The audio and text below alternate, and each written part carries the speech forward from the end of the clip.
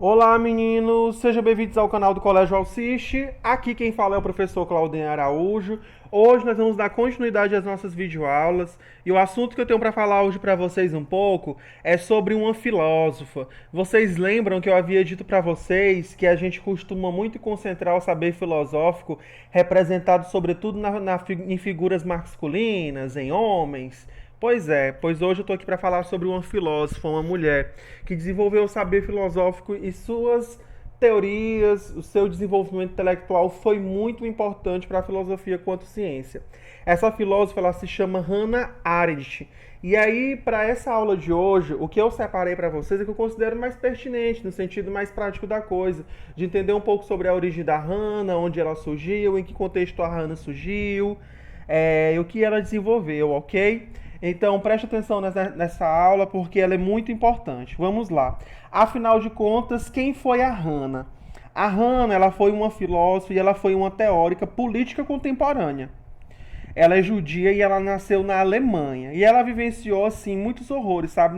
Da perseguição nazista, sabe? Naquele contexto de Hitler e aquele período entre guerras, né? Entre Primeira e Segunda Guerra Mundial. E foi o que motivou ela, inclusive, a fazer a pesquisa sobre o fenômeno do totalitarismo. Lembra que eu já falei para vocês um pouco sobre os regimes totalitários, o que são as características de um regime totalitário? Como nazismo, fascismo, stalinismo, mas isso já é tema de outras aulas. Mas esse fenômeno do totalitarismo, ele influenciou as principais obras da Hannah Arendt, né? Uma delas, inclusive, que nós já comentamos durante as nossas videoaulas, que é As Origens do Totalitarismo. Vamos falar agora um pouco sobre a biografia da Hannah. Ela nasceu no dia 14 de outubro, né, do ano de 1906, na cidade de Hannover, na Alemanha. E ela é filha de uma família judaica, né? Como eu falei agora para vocês, ela era judia. E não praticamente ela passou a ter mais contato assim com a cultura judaica em sua juventude, né? Por conta da ascensão da questão do antissemitismo, né? Que foi uma forma de preconceito contra os povos semitas, principalmente os judeus na Europa, durante aquele período em que Hitler esteve à frente do poder. Vocês lembram dos campos de concentração que o Hitler aí dizimou terça parte dos judeus dentro daquele período, né? Morreu em média, não tenho uma estimativa exata, mas morreu em média 6 milhões de pessoas aí. Muitos judeus foram mortos e perseguidos por esse regime totalitário. E essas condições influenciaram muito para que a Hannah pensasse, né, na questão filosófica e em desenvolver teorias para representar um pouco o contexto social em que o mundo estava atravessando naquele período.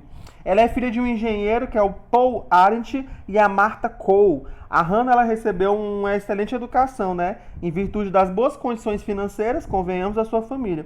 O seu pai ele era membro de um partido social-democrata alemão. E a educação conferida a Hannah ela foi privilegiada principalmente em assuntos políticos.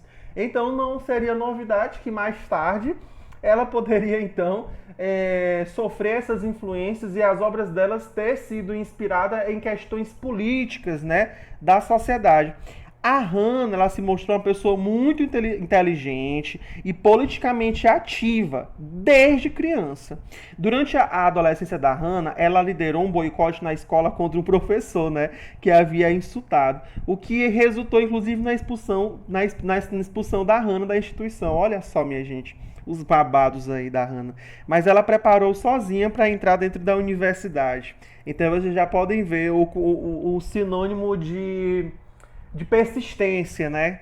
Que ela representou. Ela foi aprovada no ingresso da Universidade de Berlim e estudou latim, estudou grego, estudou teologia. E essa filósofa também transferiu-se para a Universidade de Marburg. Acabei de ler o nome aqui, o nome complicado, hein? Onde ela conheceu o professor Martin, que lecionou para ela e orientou principalmente as suas pesquisas. A Hannah ela foi muito importante então aí, né? Ela morou um tempo em Nova York, ela publicou alguns textos norte-americanos e trabalhou como editora mais ou menos aí no ano de 1950, 1951. Conseguiu inclusive a cidadania estadunidense, que lhe permitiu lecionar em universidades. E foi neste ano em que a pensadora publicou o livro, a obra As Origens do Totalitarismo. Esse livro e essa obra que foi a que consagrou o reconhecimento dos escritos pela comunidade intelectual. Aí ela publicou depois do livro A Condição Humana. Então, essa é um pouco, né, da Hannah. E além disso, vale ressaltar um pouco também da relação que a Hannah tinha com filosofia. Porque já falei para você sobre que ela foi marcada pela perseguição nazista, pelo sofrimento antissemitismo. Então, desde jovem, pela situação apática, ela sentiu-se moralmente obrigada a lutar politicamente em defesa do que ela acreditava, e é estudar principalmente o fim de entender o totalitarismo, né, e a questão dos direitos políticos, dos direitos humanos, dos motivos que levaram a humanidade a tomar caminhos tão obscuros durante o século XX. Então essa é um pouco da relação da Hannah com o saber filosófico e com a filosofia. E eu espero que vocês tenham gostado de entender um pouco sobre essa filósofa. Essa era a nossa videoaula. Se você gostou, você curte, comenta. Não esquece de se inscrever no canal da escola, porque é muito importante, tá bom?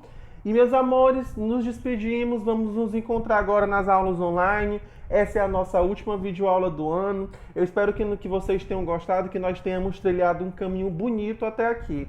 Tá bom? O tio fica muito feliz de estar à frente da disciplina com vocês e de termos compartilhado tantos conhecimentos juntos. Foi muito importante, fundamental, não só para vocês, mas como para mim também, ok?